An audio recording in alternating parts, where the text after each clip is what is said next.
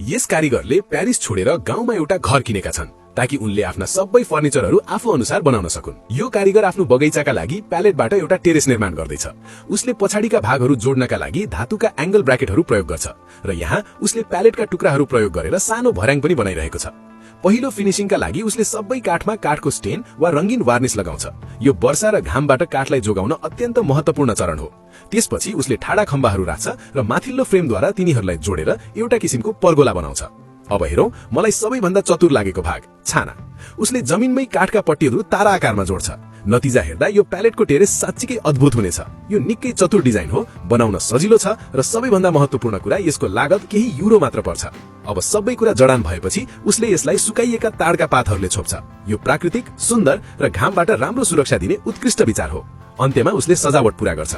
उसले एउटा coffee table र केही बेन्चहरू पनि बनाएको छ र अन्तिम नतिजा हेर्नुहोस्, पुरै प्यालेटबाट बनेको टेरेस। साच्चीकै ऊ एक प्रतिभाशाली व्यक्ति हो।